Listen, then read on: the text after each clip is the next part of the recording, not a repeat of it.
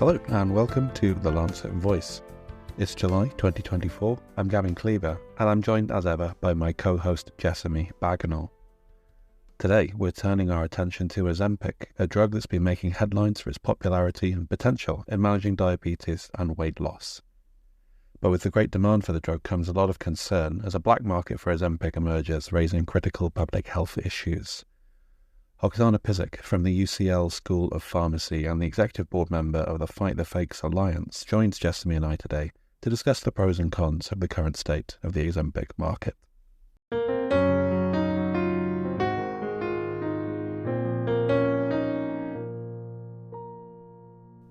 We're here to talk about Ozempic, which obviously is massive across the news at the moment. There's all sorts of stories about, no celebrities using it, but it becoming quite a regular drug in the general population as well. So perhaps we could kick off with just kind of a quick recap. What is Ozempic?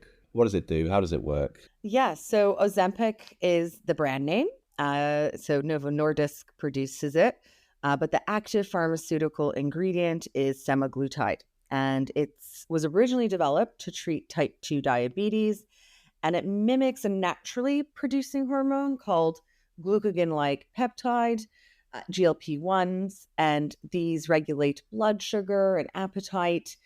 It slows digestion, it increases insulin production, and it reduces appetite. So it prolongs satiety, that feeling of fullness. So just for listeners, there's Ozempic and Wegovy, isn't there? So just briefly tell us what the difference is. And over the last couple of years, we've had lots of news coverage about Wegovy, and then it's sort of changed to Ozempic. But they're doing the same thing essentially, but indications for different diseases.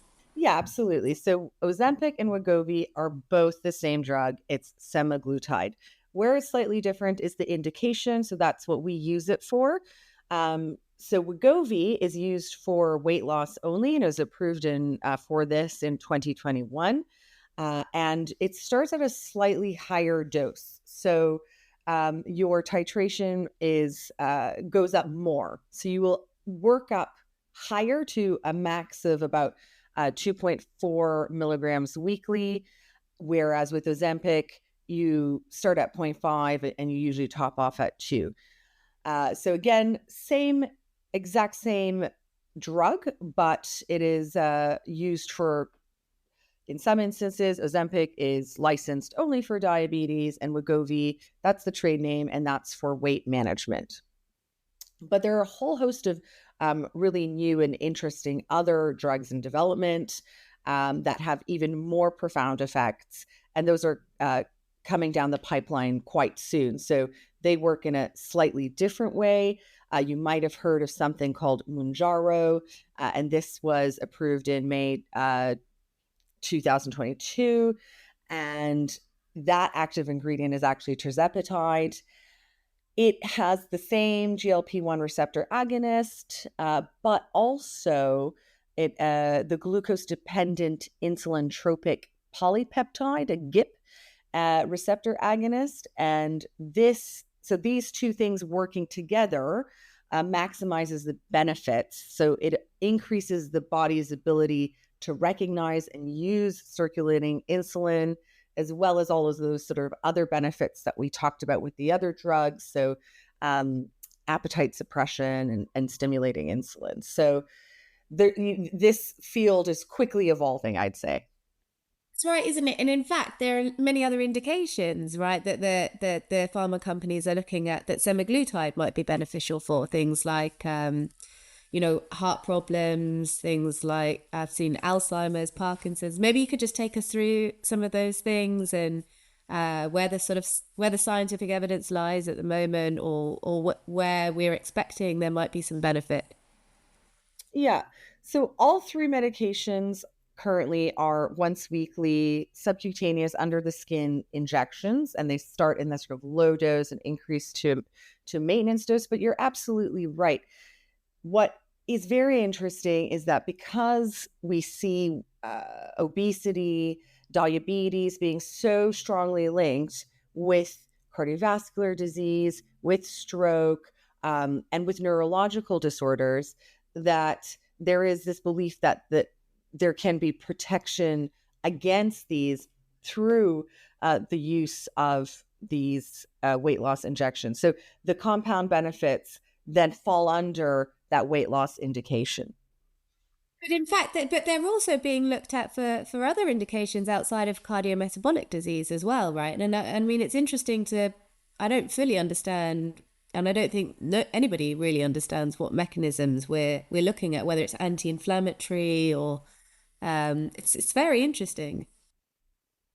And I think we don't know the full picture. And I think in some, compound benefits that we've been discussing, but there's also, I think, the flip side of that, because we don't know everything, what other risks are possible with these medications. So you're absolutely right that it is being looked at for heart disease, sleep apnea, kidney disease, PCOS, even things like substance use disorder, right? Because of the addiction aspect and reducing that dopamine hit associated with either things like gambling, but also overeating. There's a real crossover there. And I think that neurological mechanism is yet to be fully understood. I was going to say, presumably we don't have a lot of long-term data on it. So most of the data currently, and Ozempic, it isn't that new. It has been used over a period of time for diabetes. So in diabetic patients, there is a lot of data at population level. And in that aspect, there is confidence around general safety of its use. But I think where the issue lies is that diabetes in itself is a degenerative condition. And so a lot of the issues that a patient might present with could be just filed under a complication of diabetes rather than it being explored further as a consequence of using semaglutide. That's interesting. Maybe we could just go back to the weight loss thing. I mean, what kind of weight loss can people expect when they're taking Ozempic or Wegovy, and how does that compare to, some of the other interventions that we have in terms of bariatric surgery?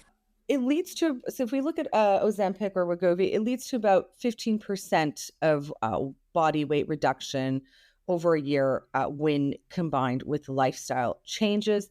However, about 10 to 15% of people do not lose any weight, and we don't know why.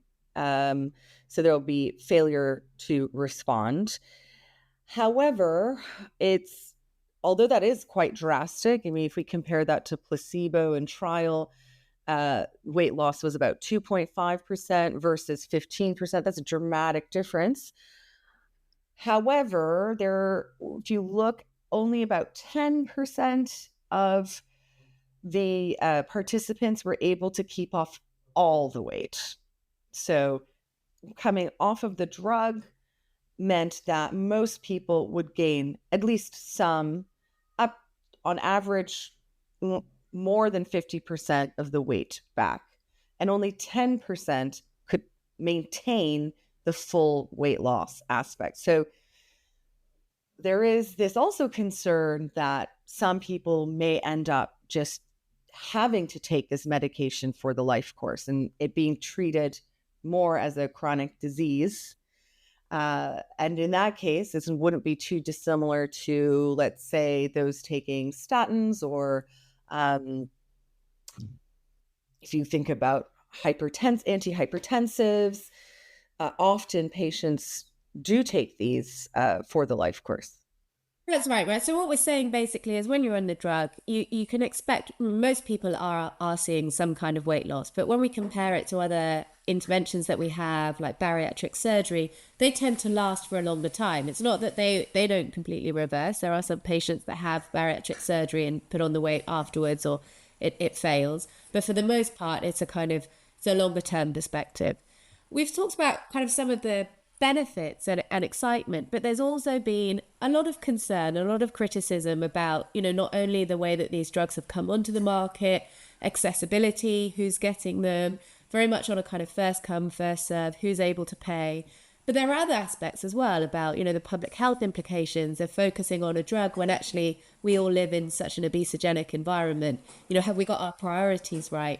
Maybe you could just walk us through some of these, the narratives that we've all probably seen in commentaries and discussions about where the concern lies with this, the moral, the ethical, the public health aspects, and your own kind of particular perspective from a global health pharmacy point of view.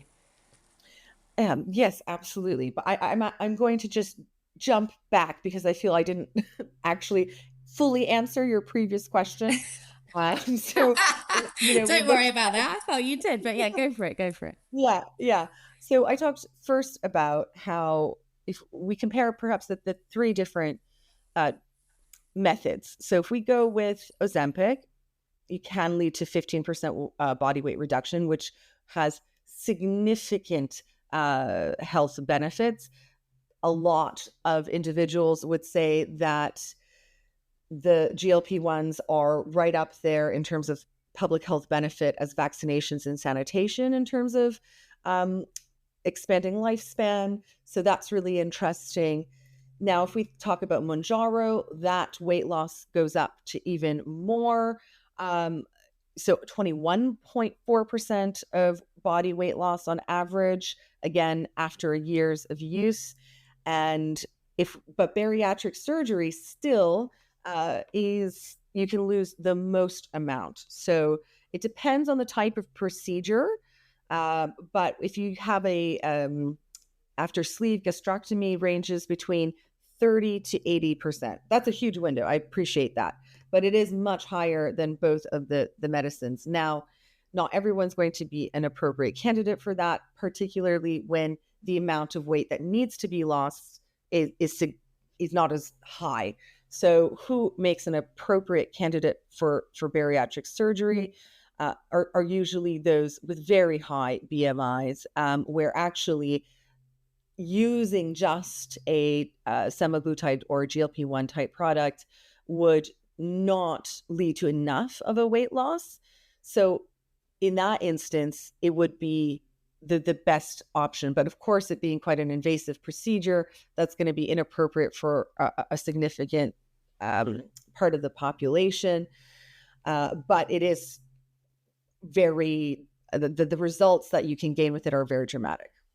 That's right. And that's exactly what I was going to say is, these are major, major operations that happen under general anesthetic. They completely change people's lifestyles. Their ability to eat certain things is massively diminished. Their whole approach to food and diet changes after some form of bariatric surgery. And it comes with a whole suite of complications that can happen on the table and lasting effects afterwards. So that's exactly right in terms of all of these different perspectives and characteristics are going to make some people more, likely to want to take a pill and other people more likely to want to have some kind of definitive operation. Yeah, and in some ways, it's much easier to just stop an injection or stop taking an oral medication. So in terms of if that change in lifestyle becomes untenable, there is a clearer path or an easier path to returning to baseline, where the complications and living with that for the rest of one's life is something that shouldn't be taken lightly. Yeah, absolutely. Okay, so great. So now let's go. Let's jump forward to where we were before. I think that's a great answer to thinking about some of the concerns that people have raised over the last sort of couple of years in terms of access, availability, resource allocation, public health aspects. Over to you. Well, this is the new hot blockbuster drug on the market, so it's very interesting to see that in Denmark, where Novo Nordisk manufacturers are based, it's driving the entire economy. Their profits surpass the GDP of Denmark. And what we are seeing is that the glamorization of this type of medication, and this I think is definitely not true for all medicines, right? They don't have that same halo effect. Shortages happen frequently when there are things like, let's say, a global pandemic. But for more, the thing that this reminds me the most of is perhaps Viagra, where There was, in the initial response, so many people selling it illegitimately online because the demand of something that was new and hot that came out, and there was very little regulation in that space. But the demand for this is even higher given just the number of people affected. So if we look at sort of obesity rates in the UK, it's close to 26%. In the US, it's closer to 44%, which is significantly higher. But if you include overweight in that category, that then goes up to 70%. So you're looking at a drug that maybe 70% of the population could be eligible for use. And then you have what I call the Hollywood effect, where people use it to become as slim as possible rather than because they meet the health criteria, which, being obese, having a higher BMI would be the baseline entry. And that's not the case universally. And as a result of that, many diabetics, many people who are the most need cannot access it. And this has been in headlines for the past 2 years. And even now, manufacturers are struggling to keep up with the demand. As more competition arises, this will likely expand access and perhaps costs will go down. But we're looking at a drug that in the US would cost about $1,000 a month. Here in the UK, it'll run you a couple hundred. But in the US, again, the largest market, only 25% of insurers will actually even cover the medication. So this then creates a even more divide between what the intention of the drug should be, which is to lower the health risk for those most at need. And essentially that's not what's happening. And the health inequity gap it is growing for this, not just in the US, but globally. And those with the means and access to a private GP here are first in line, will be able to gain access more easily than those going through other avenues. And it's taking much longer. Because it's taking so much longer, people then turn to all sorts of different places to try to get their medicine, whether that's social media or websites that claim to be pharmacies but are not. And they could be receiving anything from insulin to just saline solution. And of course, if you're injecting yourself with insulin, that hypoglycemic drop can lead to hospitalization, complications, and in vulnerable people, even death. I was going to say it's sort of the perfect ingredient the perfect set of ingredients for a black market, isn't it? Because you've got this brand name recognition now from the drug name. Everyone knows what it is. You said that it's got that kind of Hollywood factor to it, plus the kind of lack of availability, plus the prohibitive cost. It really can be a bit of a public health disaster, couldn't it? Absolutely. And I think that we are not really doing enough in this space to educate people about how to access these types of medications, that it requires a prescription. And if you're going onto a website where you're not being screened or asked for a prescription, then what health risks you are taking on board with that. And that it should be a red flag if you're getting something delivered to your house where you're given instructions on how to constitute it, how to mix it together, where it actually says not for human use. These are not even sophisticated, falsified or counterfeit medications. The opposite, there are, again, due to shortages, where organized criminal groups have run very sophisticated operations so that they can infiltrate even the legal supply chain. So that has happened in the US with a fake Ozempic being 10,000 units of it being identified. And the only way that they were able to distinguish it even is that there was an additional barcode on the product. And other than that was identical.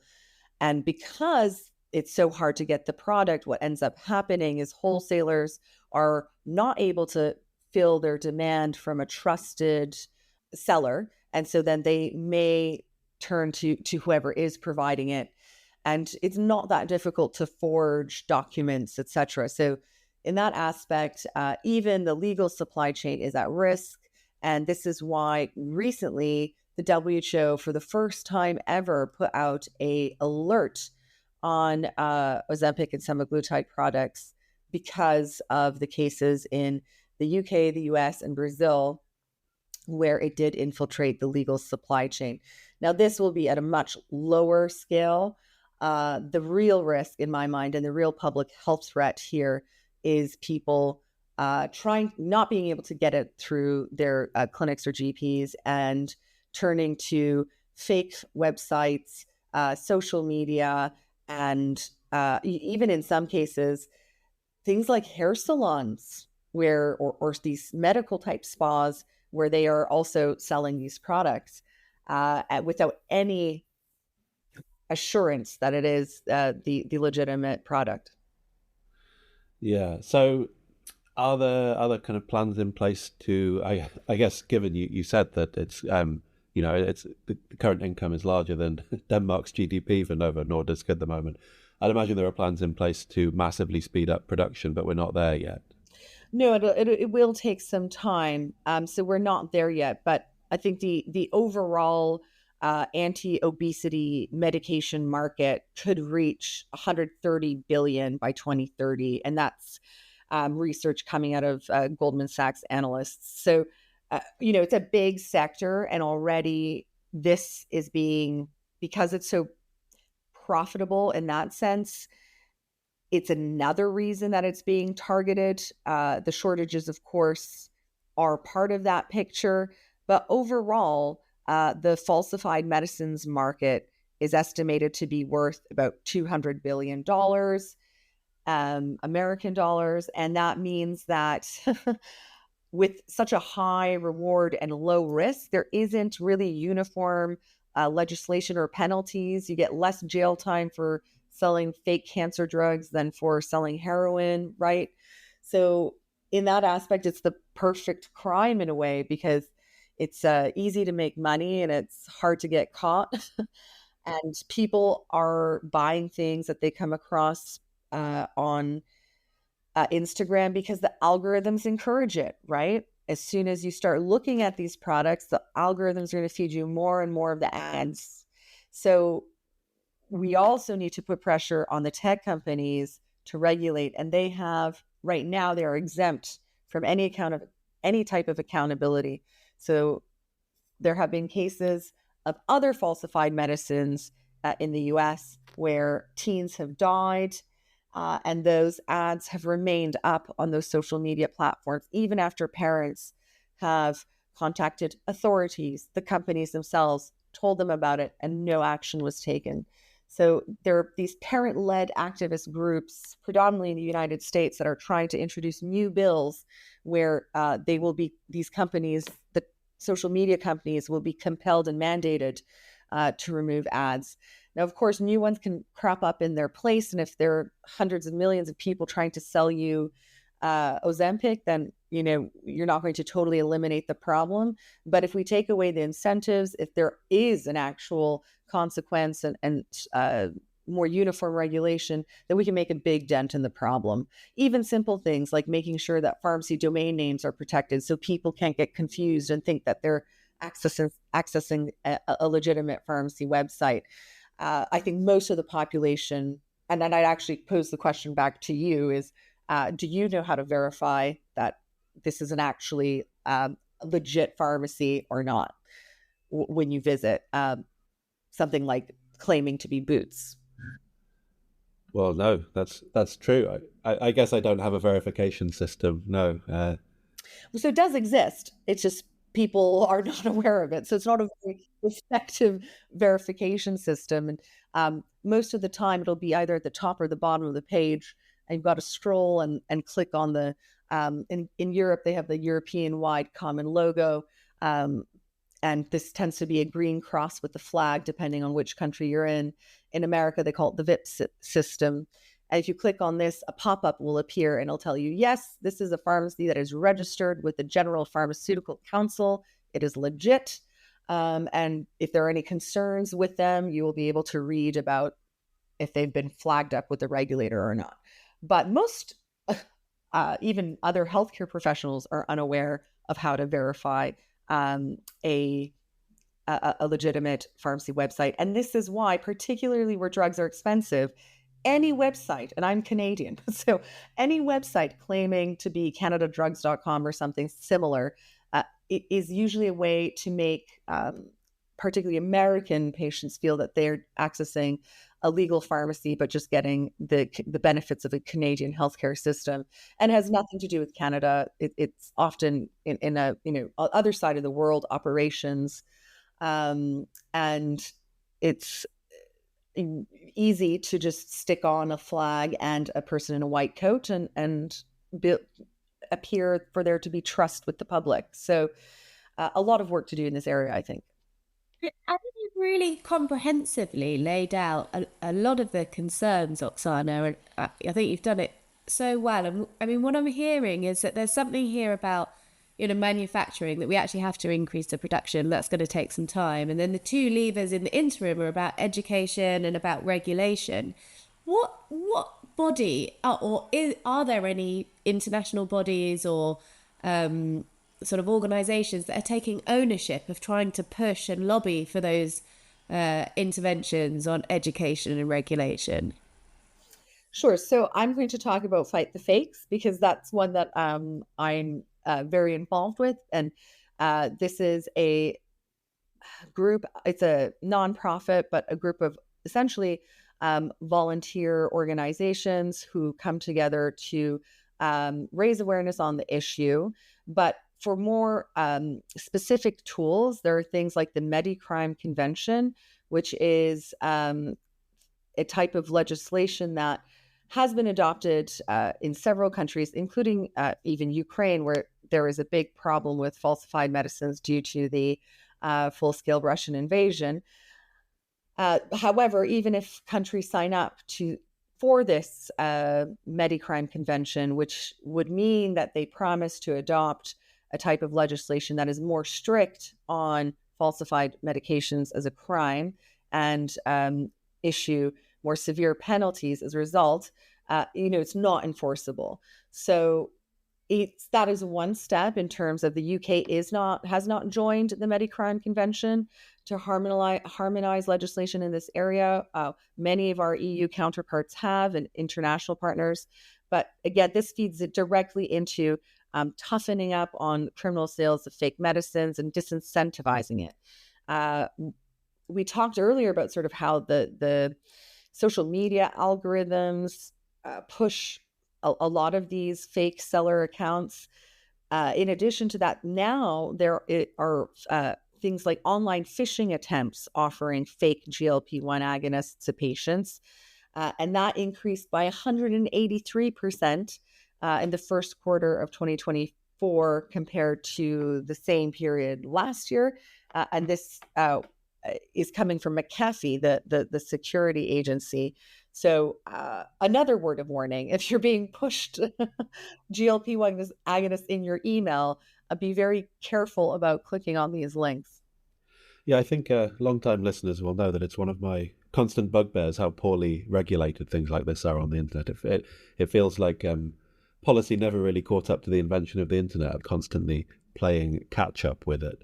You touched on it a couple of answers ago, but I'm very interested in what sort of penalties are there for supplying fake pharmaceutical goods, and what sort of progress would you like to see made in that area policy-wise?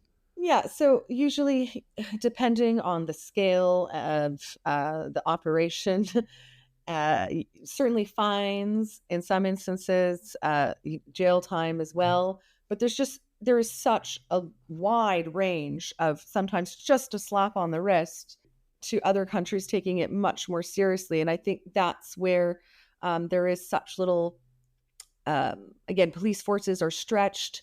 Law enforcement is not very well trained in this area, particularly in low-income settings where this problem, it goes way beyond just Ozempic, which is the current hot drug of the moment. It goes down to essential medicines that aren't necessarily even very expensive. I'm thinking about things like the pediatric syrups and the now hundreds, if not thousands, of kids who have died as a result of contaminated cough syrups, teething syrups. And in this instance, it was actually traced back to a legitimate manufacturer in India, which the Indian government has cleared them of any wrongdoing. But the WHO was able to identify diethylene glycol, DEG. This is an industrial solvent often used in antifreeze and brake fluid. And they were able to find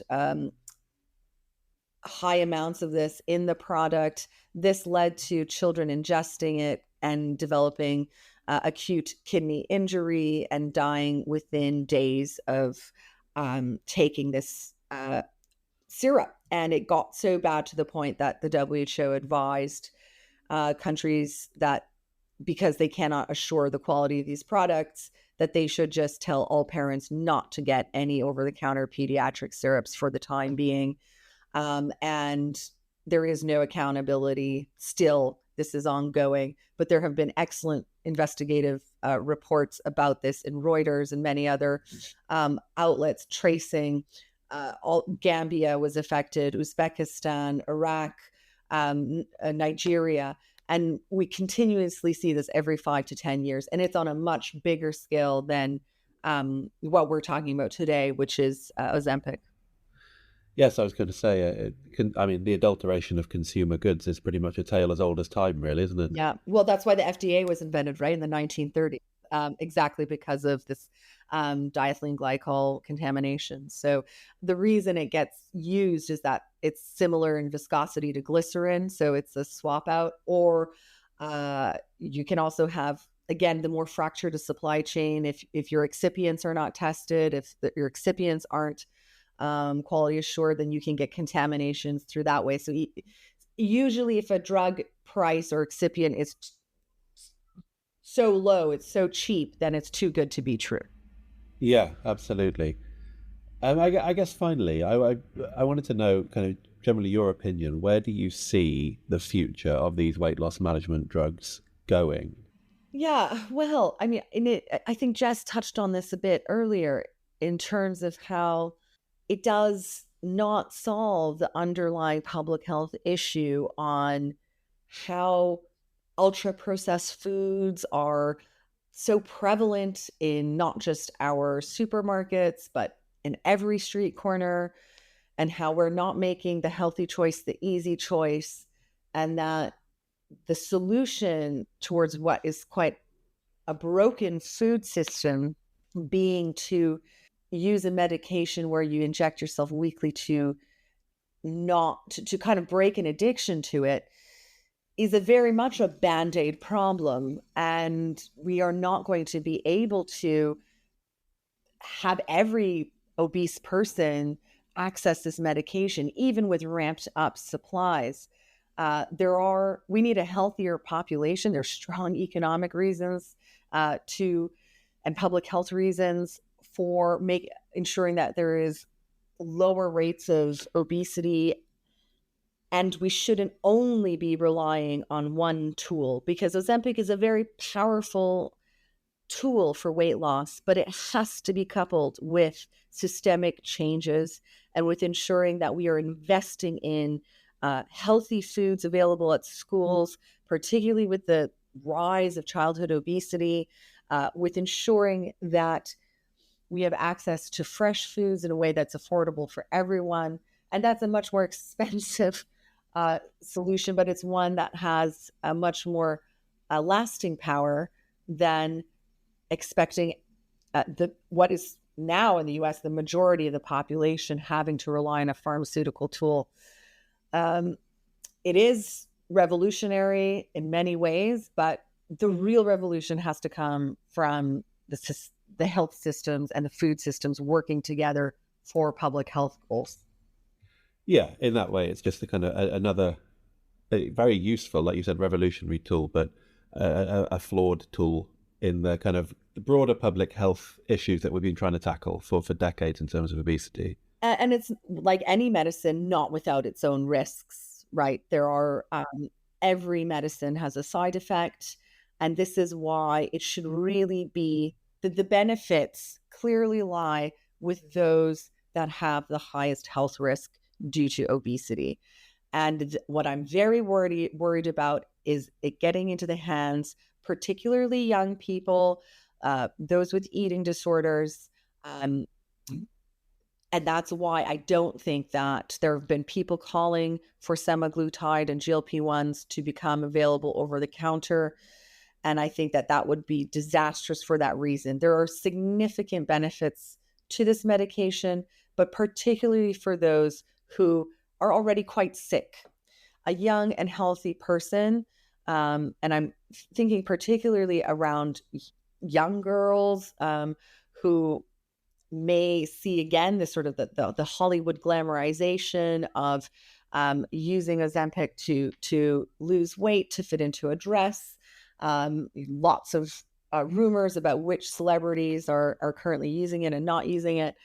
But there is very little discussion about what the consequences are for those people, the healthy weight, starting very quite young on it and then continuing on. We know that it's not just fat loss, but you also lose muscle when you are taking these medications. And from the age of 30 onwards, you're already losing a significant amount of muscle every year. So if you take that from a very young age up into your elderly years, you're at much higher risk of things like falls, of not actually being strong enough to move around and be mobile. And I don't think people necessarily think about it in those terms.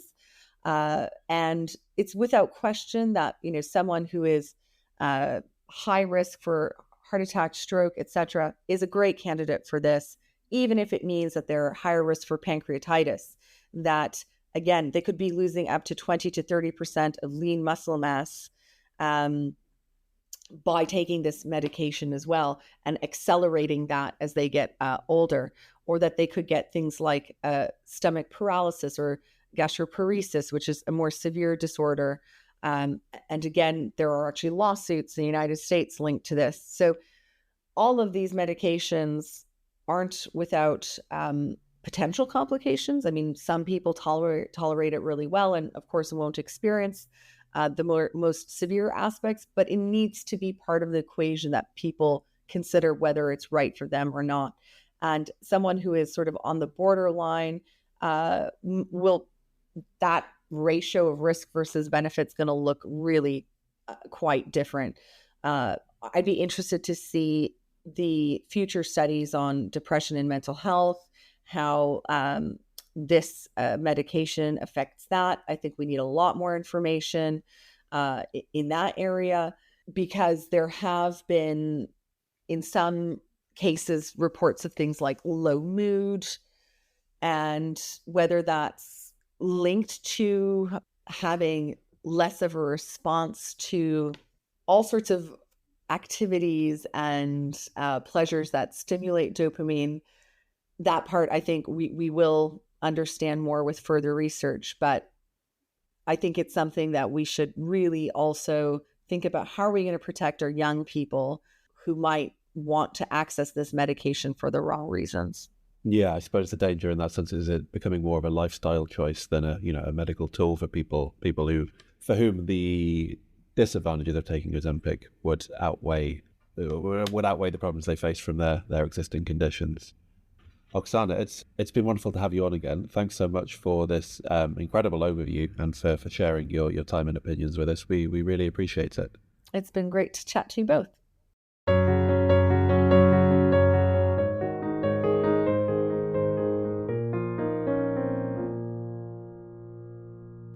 Thanks so much for listening to this episode of The Lancet Voice. Remember, you can subscribe to The Lancet Voice wherever you usually get your podcasts, and we'll see you again next time here at The Lancet Voice.